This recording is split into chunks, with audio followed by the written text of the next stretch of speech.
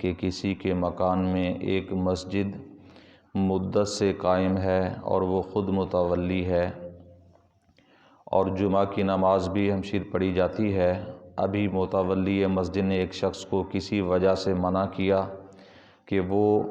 اس مسجد میں نہ آئے۔ جب اس کو منع کیا تو وہ شخص اور چند مصلی مجتمع ہو کر دوسری جگہ پر ایک مسجد نئی بنا کر لی، اور اس قدر فاصلے پر کہ اگر بلند آواز سے اذان کہے تو احتمال سنائی کا ہے۔ اس صورت میں دونوں مسجدوں میں جمعہ کی نماز جائز ہے یا ایک میں؟ اگر ایک میں تو اول یا ثانی، اگر صورت مذکورہ میں منع کرنا کسی نمازی کو شرعاً کوئی وجہ سے جائز ہے یا نہیں۔ سوال یہ کیا گیا کہ مسجد کے اندر آنے سے کسی کو منع کرنا، متولی مسجد اگر کسی نمازی کو منع کر دے مسجد میں آنے سے، اور وہ اور مسجد بنا لیں اور وہاں پر جمعہ بھی قائم کر لیں، مسجد بنانے کا، جمعہ قائم کرنے کا اور نمازی کو مسجد سے روکنے کا شرعی حکم کیا ہے، یہ سوال کا خلاصہ ہے۔ تو آپ علیہ الرحمہ نے جواب ارشاد فرمایا، جو شخص موذی ہو کہ نمازیوں کو تکلیف دیتا ہے، برا بھلا کہتا ہے، شریر ہے، اس سے اندیشہ رہتا ہے، ایسے شخص کو مسجد میں آنے سے منع کرنا جائز ہے۔ اور اگر بد مذہب، گمراہ ہے، مثلا رافضی وغیرہ ہے، غیر مقلد ہے، نیچری ہے، تفضیلی وغیرہ ہے، اور مسجد میں آ کر نمازیوں کو بہکاتا ہے، اپنے مذہب ناپاک کی طرف بلاتا ہے، تو اسے منع کرنا اور مسجد میں نہ آنے دینا ضرور واجب ہے۔ یعنی کوئی گندے عقیدے والا آ جائے اور اپنے گندے عقیدے کی اشاعت کرنا چاہتا ہے تو اسے بھی منع کر سکتے ہیں، اور دوسرا وہ شخص جو موذی ہے، جو نمازیوں کو تکلیف پہنچاتا ہے، شریر ہے، شرارت کرتا رہتا ہے، تو ایسے شخص کو بھی منع کیا جا سکتا ہے، جائز ہے کہ مسجد میں آنے سے اگر منع کر دیا جائے تو اس میں شرعی طور پر منع کرنے والے مجرم نہیں ہیں، گناہ گار نہیں ہیں۔ اور فرمایا کہ جیسا کہ در مختار کے اندر یہ موجود ہے کہ من معتمدات الاسفار باخراج کل موذن ولو بلسانی، کہ ہر ایذا دینے والے کو مسجد سے نکال دیا جائے اگرچہ وہ زبان سے بھی ایذا دیتا ہو۔ یعنی اور کچھ نہیں کہتا، صرف زبان سے ہی اگر لوگوں کو تکلیف دیتا ہے، زبان سے ہی ایذا دیتا ہے، تب بھی حکم ہے کہ اگر اسے مسجد سے نکال دیا جائے تو حرج نہیں ہے۔ اور فرمایا کہ یوں ہی جس کے بدن میں بدبو ہو کہ اس سے نمازیوں کو ایذا ہو، مثلا معاذ اللہ گندہ دہن، گندہ بغل، یا جس نے خارش وغیرہ کے باعث گندک ملی ہو، اسے بھی مسجد میں نہ آنے دیا جائے، اس لیے کہ نبی کریم صلی اللہ علیہ وسلم کا فرمان ہے کہ وہ لوگ ہماری مسجدوں کے قریب نہ آئیں جن کے جسم سے بدبو ہے یا کوئی چیز کسی وجہ سے بدبو والی لگائی ہوئی ہے، جیسا کہ خارش والی بیماری کے تحت اگر کسی نے گندک وغیرہ لگائی ہے، جو پرانے زمانوں کے اندر ابھی بھی شاید وہ مل جاتی ہے، دستیاب ہے، اور اس کی بہت زیادہ گندی سمیل ہوتی ہے، جس وجہ سے وہ اگر ایسا شخص نماز پڑھنے کے لیے مسجد میں آئے گا تو دیگر نمازیوں کو تکلیف ہوگی، تو اس لیے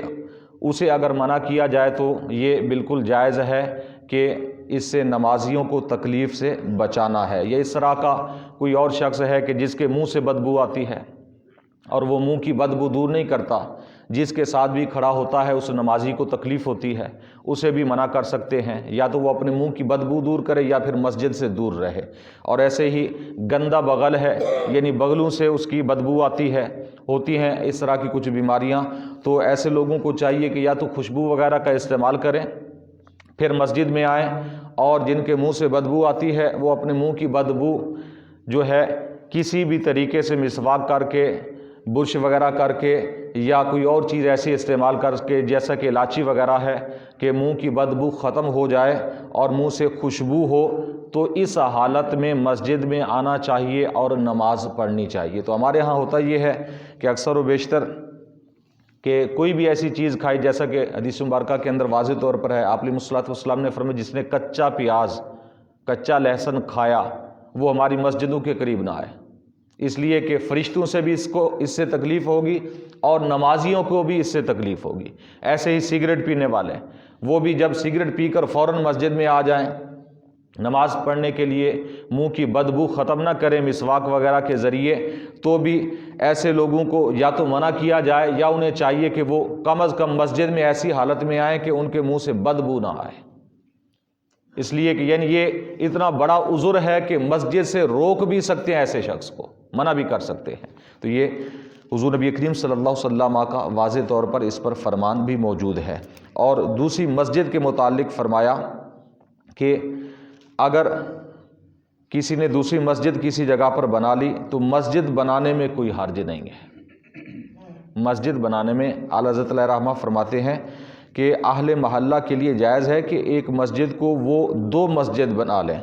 کہ یہ بھی الاشباب والنظائر کے اندر یہ ساری چیزیں موجود ہیں۔ ہاں جمعہ کے اندر اختلاف ہے کہ جمعہ ہر جگہ قائم نہیں ہو سکتا، جمعہ کوشش کرنا چاہیے کہ ایک ہی جگہ پر ہونا چاہیے، اور اس کے لیے بھی کچھ شرائط ہیں، وہ جمعہ کے باب کے اندر آئیں گی کہ جمعہ کس جگہ پر قائم ہو سکتا ہے، کس جگہ پر قائم نہیں ہو سکتا۔ باقی ایک ہی محلے کے اندر اگر 2 مسجدیں بن جائیں تو اس میں بھی کوئی حرج نہیں ہے۔ ہاں یہ شرط ہے کہ آباد دونوں کو کیا جائے، نمازیں پڑھی جائیں، یہ نہیں کہ اپنے اپنے محلے کی اپنے اپنے سائڈ کی لوگ مسجد تو بنا لیں لیکن نماز پڑھنے کے لیے کسی مسجد میں نہ جائیں۔ مسجد بنانا مقصد نہیں ہے، مسجد کو آباد کرنا مقصد ہے۔ اور ایک اور چیز بھی یہاں پر بیان فرمائی، اور بلا وجہ شرعی اپنی کسی رنجش دنیاوی کے باعث مسجد سے کسی مسلمان کو روکنا سخت گناہ ہے۔ ہاں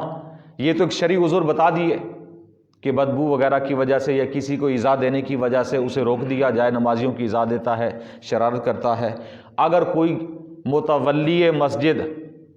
کسی کو اپنی ذاتی کسی رنجش کی وجہ سے منع کر دیتا ہے یا اسے دیکھنا ہی گوارا نہیں کرتا تو پھر وہ سخت گناہ گار ہوگا،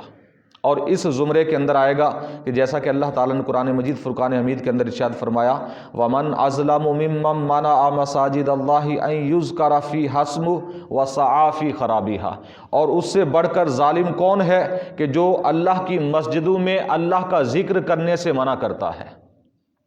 اللہ کی یاد سے منع کرتا ہے اور مسجد کو ویران کرنے کی، خراب کرنے کی کوشش کرتا ہے۔ تو اس سے بڑھ کر یعنی اللہ فرماتے اس سے بڑھ کر کوئی اور دنیا میں ظالم نہیں ہے کہ جو مسجدوں کو ویران کرنے کی کوشش کرے، جو مسجدوں کو خراب کرنے کی کوشش کرے۔ حالانکہ ایمان والوں کی شان تو یہ ہے کہ اللہ تعالیٰ فرماتا ہے ایمان والے وہ ہیں جو مسجدیں آباد کرتے ہیں، مسجدیں ویران کرنے کی وہ کوشش نہیں کرتے۔ تو یہ ذاتی رنجش سے کسی کو منع کرنا یہ جائز نہیں بلکہ گناہ ہے۔